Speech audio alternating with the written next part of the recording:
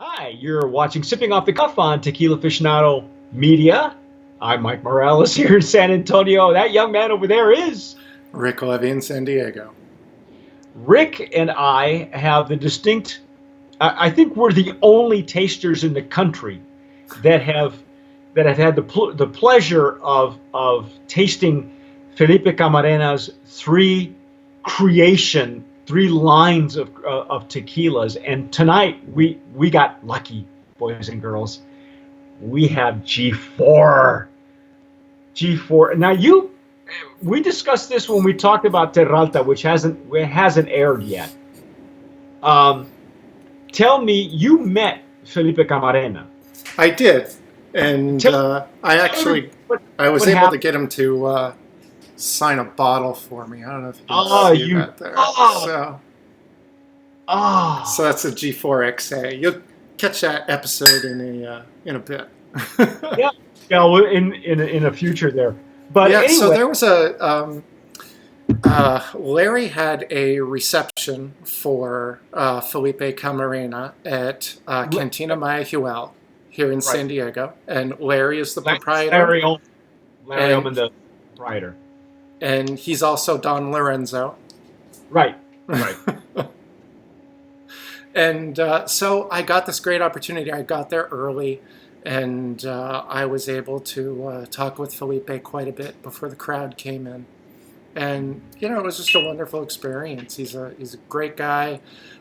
He is really into the engineering of the distillery, and of course, he has one of the most sustainable distilleries, if not the most sustainable distillery for tequila. And he's got a couple of engineering degrees. He started out, I think, as a civil engineer, and Too much. then when he decided he was going to, go in totally on the distilling and start his own distillery, he actually went back and got a chemical engineering degree as well. And So he didn't. So when you literally he didn't really learn the business uh, from his grandfather. In other well, words, or I, his father. I'm sure he did. His Felipe's sons are now the fourth generation. And Um, that's what this stands for, right? that's right, and that's why it's called G4. And so Felipe's a third generation distiller, as is his brother Carlos of La Alteña.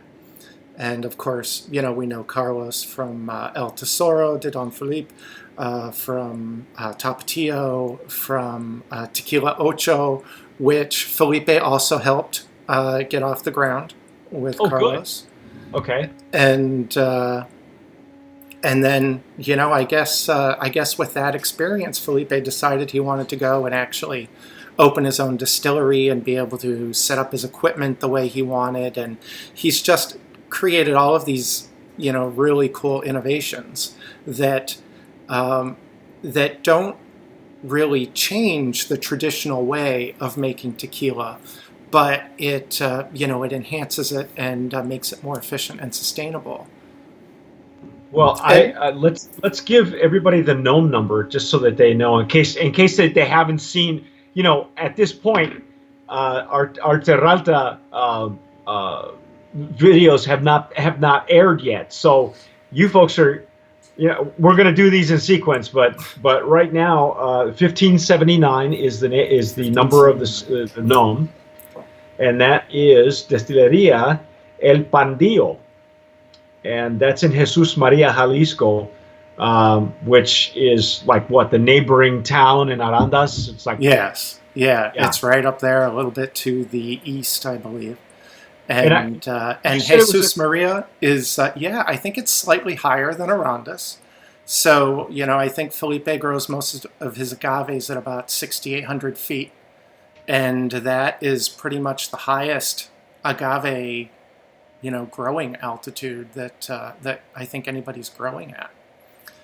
well, And you know, uh, in terms of 1579, we reviewed Jake Lustig's Artenom yes, 1579 last year, and we yep, loved it.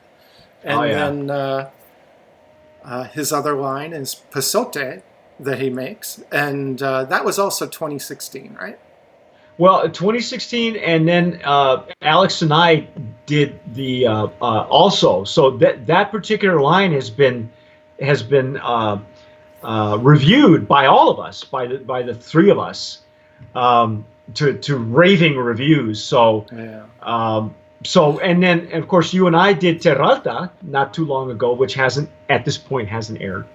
But you may see, you probably maybe have already seen it.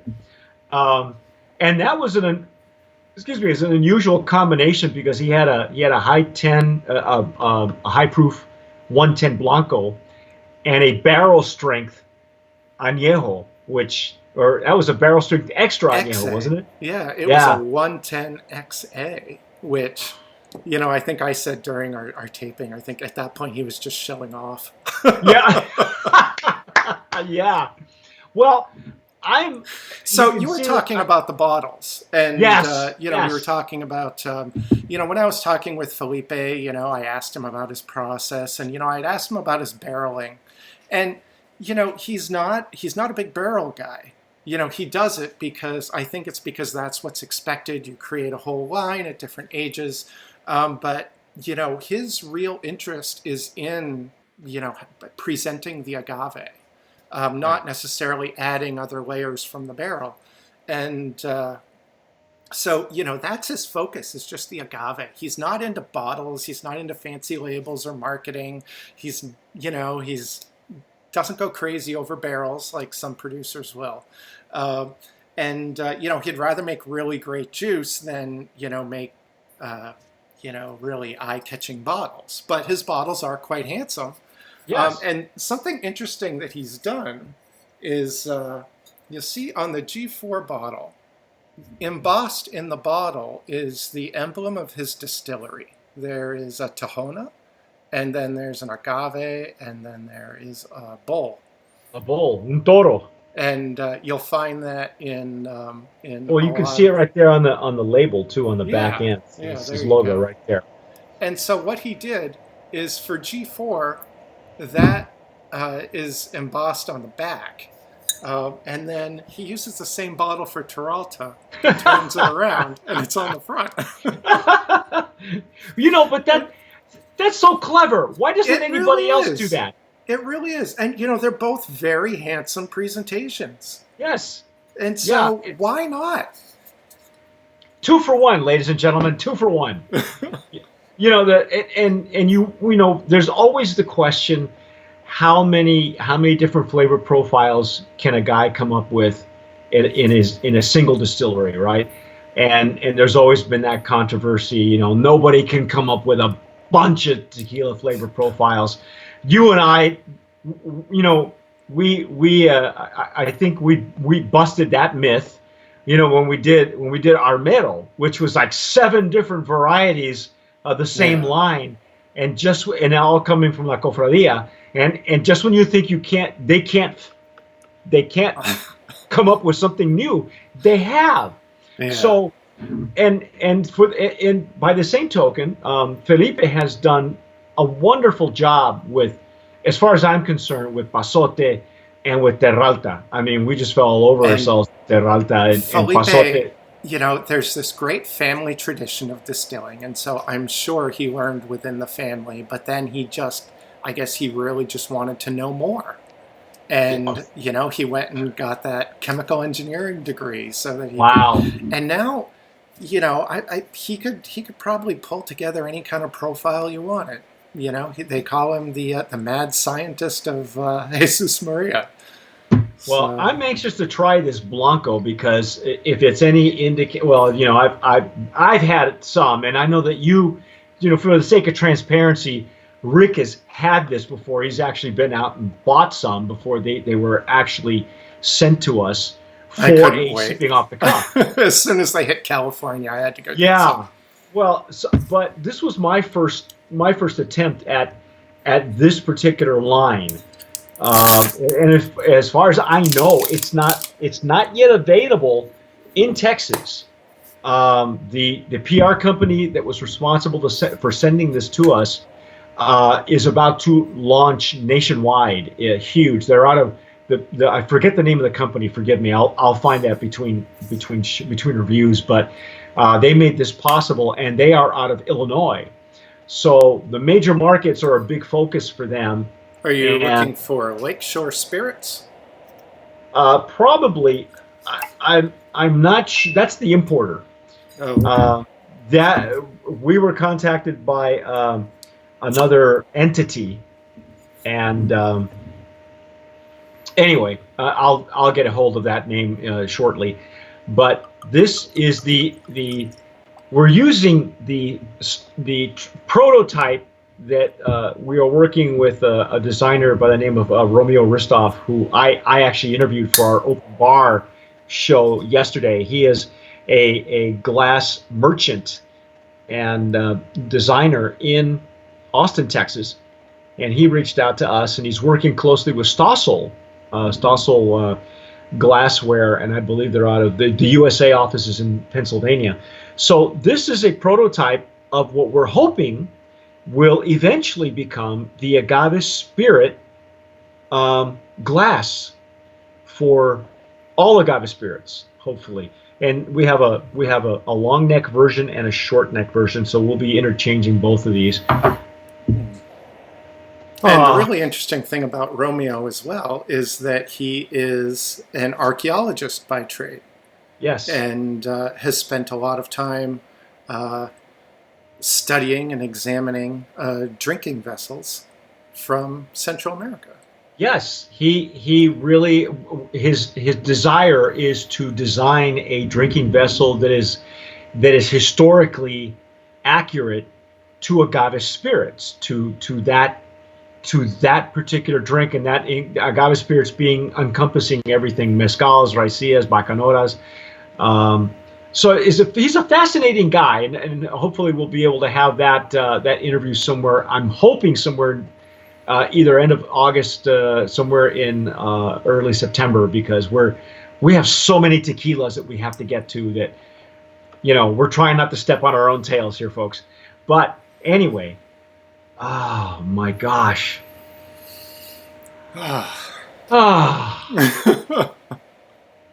Now, would you say this is a green agave that we're getting, or because I'm not getting baked so much, but there's like a tropical fruit quality somewhere at the top. Or maybe like a little bit of a green pineapple or something. Okay, I'll buy that. I will tell you off the bat, and unless really the only way to tell is to do a side by side of all three varietals, all three lines. But this, to me, the nose is somewhat reminiscent of Pasote, not so much Terralta, but I think it reminds me more of Pasote, but more toned down. I more. would agree. With and the Pasote Blanco, we were talking about a kind of green funkiness to it. Right. And this, I'm not getting the funkiness, but No. I think, like you said, we're definitely picking up on the green. And this glassware is outstanding. I got to tell you that it's as thin as the Glencairn, and you'll be seeing us use the Glencairn a little bit later on. But wow! And if you'll notice, it doesn't take a whole lot of a sample to get much of a nose. It's a wonderful. Now we're holding it like this with our fingertips. It is a flat bottom surface, so honestly, any type of heating of the liquid is really negligible. So, which is nice. But if you want to hold it by the bowl, you can as well. See, I'm getting. You're right, tropical fruit, but then there's also a citrus notes also. Yeah, like I'm also getting some grapefruit, I think. That's what I'm getting. I'm not getting lime zest. I'm getting grapefruit. Yeah. Wow, that's beautiful, man. And Felipe has planted some citrus trees in and around his agave fields, and he does open air fermentation. So, and he uses a natural yeast line that he's developed. Wow, I got to go in. We got to dig in.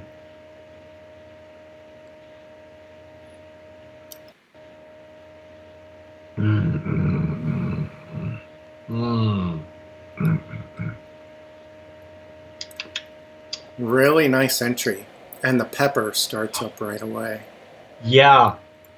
Um, what I love about tasting in these tumblers, these jarrito tumblers, is that I've noticed that there's a consistency, a congruency between the nose and the intake. Mm-hmm. There's no surprises. It's actually it's quite easy. I've It's never had it. well, yeah. I'm finding this glass to be very revealing of the Yes. the aroma components. Oh, now that it's opening up, this is the second time I've done this. The first time, Lisa and I were together, and she tasted it out of nosed it off this glass, and I could swear that I got just a hint of wet cement. I haven't had a hint of wet cement in a long time, probably not since old El Tesoro. And it's almost like at the bottom. And this glass diffuses the alcohol very well. If there's any alcohol, very much like the Riedel, it's at the bottom of the glass where it belongs, and it doesn't get in the way of the nosing. So it's not like you get that instant burn in your nostril. Mm-hmm. I'm getting it right here on the side. It's like on a hot day where when you water down your garage, Yeah. that smell of wet. That's what it smells like. Or if I'm from New Mexico or had lived there for 18 years, and so when it rains during monsoon, you can smell it before it gets to you, and that's what it smells like. We call it wet cement because it's the water evaporating as it hits the ground because it's been so hot in the summer. I'm getting it like right here. And you don't have to dig in very deeply to get that. It's just a hint. It's not like overpowering. It's not like, whoa, like I just watered my garage. I don't know, Rick, if you're getting it, but I right here. I think I can pick up on what you're describing. What I'm enamored with right now is I think I'm getting some slight floral notes. Yeah, it's probably not as floral, I think, as what we found with Terralta. Terralta was really a floral sweet nose, as I recall. But again, I'll have to rewatch that review and revisit the tequila. There's so many of our tequilas that we're going to do for our brands of promise. It's not even going to be funny. Because if you can believe this, folks, Felipe Camarena will be competing against himself in his own particular category. Go figure. Yeah. That's crazy. That's crazy. Yeah. So what do you think? Brand of Promise nominee as well? Oh, absolutely, man. This is gorgeous. So something else we should be saying about the G4 brand is when Felipe started up his distillery, something he really wanted to do is he wanted to have two lines where he could showcase the differences between different sources of water. So Felipe has, this large distillery. He set up all of his roof area to collect rainwater. And so he's harvesting rainwater, whenever he can get it. And Talk about environmentally friendly, huh? Yeah. And then his other source of water is from a spring-fed well. And so what he has done with G4 is he's using a 50-50 mix of his harvested rainwater and his well water. With Terralta, okay, so this is directly 50-50, correct? Yes, and that's what he had done with Jake Lustig on the Artenom as well. Okay. But with the Terralta, it is 100% from his well. It's the spring water. It's all spring water. Yeah, and so it has a much larger mineral character to it, whereas this comes across much softer because of the rainwater. Well, I don't know about the Artenom version, but if we were to compare that, I think Archenome is a much softer version of this, if It you can believe is. it. And they've done It's this, softer, isn't it? yeah, with the Artenome, they've done this aeration process prior to bottling as well, which we don't have with the G4. So Right. Okay. Well, that explains it because it is. But as I said, the nose it's really interesting because we're pulling out all these other elements from his other brands. It's like this. I'm telling you, it's like watching yeah. the Avengers. You got Thor, you got the Hulk, you got Captain Or it's America. almost like, it's almost like he's conducting an orchestra of, flavor components. And, for one brand, he wants the horn section to be a little bit louder. For another brand, he wants the strings. And so it's amazing to experience his work. But I would say this. Yeah, this is a very accessible tequila. And it is. When you say accessible, you mean approachable, right? It's like Yeah. everybody will fall in love with it. Yeah, Okay. how we said that Pasote, was a little bit more challenging. Yes, It yes. has a particular character, and if you're not into that character, then you may not be into it. Right. And then with Terralta, Terralta's very peppery and minerally, and that's, I think we were saying it is an aficionado's tequila. Yes. But Yes. with G4, this Blanco, anyway, so far, I find it's just really beautiful and accessible. It is well done. All of the great components are there. It is great for aficionados, but I think it would be something that would be hard for anyone to turn away. I think you're right. I think it's the more mainstream, um, um, line of his lines. But everybody's going to be different. So you guys decide. As far as I'm concerned, this is a Brand of Promise nominee in the legacy category. I think it's instant legacy. Beautifully done. Delicious. And like you said, I think you hit the nail on the head, Rick. I think it's a very approachable or accessible tequila to even the novice. I think if you were going to be introduced to Felipe Camarena, as some people have been introduced to Carlos, it would be like with El Tesoro, and then maybe go with Tapatio later on. Well, with Felipe, I think this would be the intro, wouldn't it? This would be the introduction Absolutely. to the master. Yeah. Wow. G4 is Felipe 101. Well, congratulations again, Felipe Camarena. That's our take on G4. That's the Blanco. Now stay with us because we're going to do the whole line, and we're going to get deeper and deeper into this labyrinth of deeper into his mind. That's just scary. I think I need Father Descent into madness. Yeah, I think I think they got to wheel him out with a leather mask or something. He's like we call him the mad scientist, and for all in good nature because he is just a genius, is what he is. But stick with us. That's our G4 Blanco. I'm Mike Morales here in San Antonio. That Rick young Levy man in is San Diego. And don't forget, if you're watching us on YouTube or anywhere else, subscribe to where you are watching or listening to us. But as we always say here, tomar sabiamente. Sip wisely.